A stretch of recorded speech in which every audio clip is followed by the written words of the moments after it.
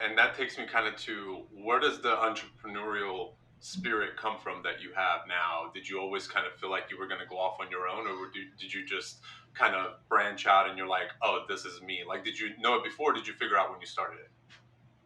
I would say I am the most prepped for the entrepreneurial world as possible. My major in college was entrepreneurial management. Started a company in college. About 3 months after college, I joined a company as their head of sales called Drop Shades.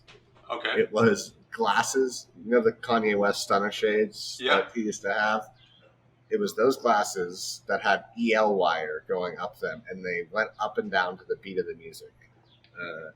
Oh shit! Sounded like the dumbest concept, right? But my college roommate was an engineer, so with a 9-volt battery attached to the side of these Kanye West stunner shades and EL wire, he made the first prototype. We scrapped together our money, put it on Kickstarter, tried to raise $15,000, raised right under $100K on Kickstarter. Oh shit! Then we had to figure out all the rest after that. The molding, getting it all encased so people didn't get shocked.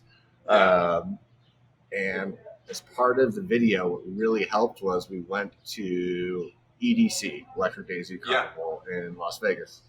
And Avicii wore the shades.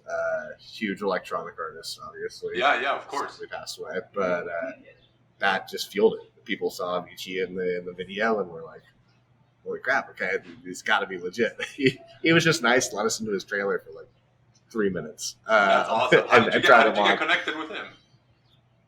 So we knew a DJ out in Las Vegas that was connected to EDC. And so they were like, you're going to, we'll bring you backstage. You got a couple minutes to go into this trailer and convince him. And we were so nervous because part of the time, because at this point they weren't encased in the glasses, they'd give you a little shock on your nose because these are just like the manual versions of this. And so we were like, oh man, how are we going to do this? And luckily, for he wore them for all of maybe 30 seconds and was like, did a little head rock with them. So we had that in the video, and we took them off. And we were like, thank God, it didn't shock them.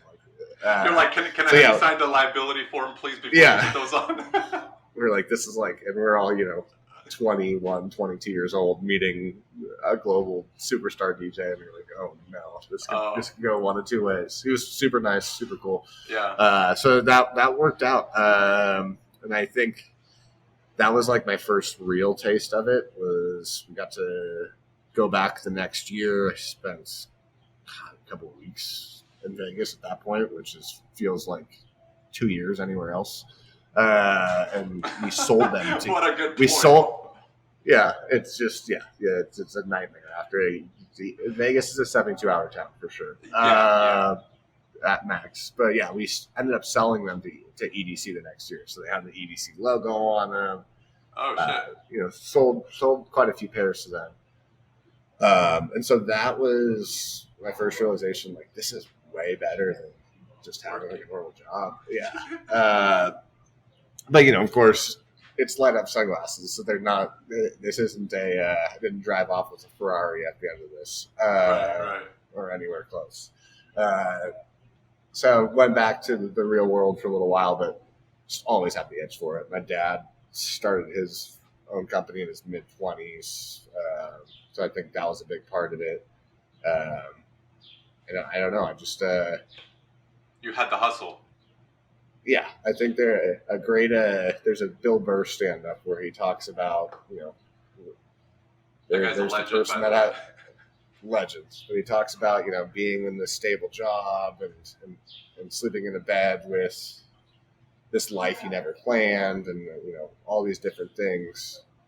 He talks about he was a 30-year-old on the couch, just sleeping on couch surfing, going to other people's places, and saying, but I was going after what I love. Right. Who's in the better spot? And he said, I'd always rather be that person on the couch. And I heard that and thought, damn, I totally agree with that. Hell yeah. There has to be that mindset that you have to be willing to live life like other people wouldn't be willing to do to eventually live life like they can't. Wow. And I think that's think that's how you have to have it. If that's your mindset, then you should start your own company. You should be an entrepreneur. If that's where your brain goes, that you're not comfortable with the stability of You have to be a large corporate uncomfortable job. constantly. Like you have to constantly be uncomfortable. Yeah, exactly. And yeah, it says roller coaster. I mean, 5 days ago, top of the world, then something bad happens. That's the thing of if you own your own company, is just the ups and downs are so great. And my co-founder has a great way of looking at things. You can go to work, and 3 days you feel like everything is worth it, and 2, it's not. You can hit that majority, then keep going. Yeah, and I'm definitely there. I'm definitely at least 3 or 4 days out of the week that I am totally for it. hell yeah. It's not for everybody, but and we're of course in the early stages, but we think we're on to something, and we've been through a lot, and it's you like you're saying, it's constantly being uncomfortable. It's not like the gig economy side did bad. We generated quite a bit of revenue through that side. It was just seeing something that people weren't doing and thinking, why isn't anybody doing it this way? And I think that's getting out of your comfort zone again. And I don't know if my wife was super stoked when I said that. Here we are, and I think she's happier now. Yeah, that's good. That's awesome, man. I love that story, dude. I say thank you for sharing all of that. That was awesome.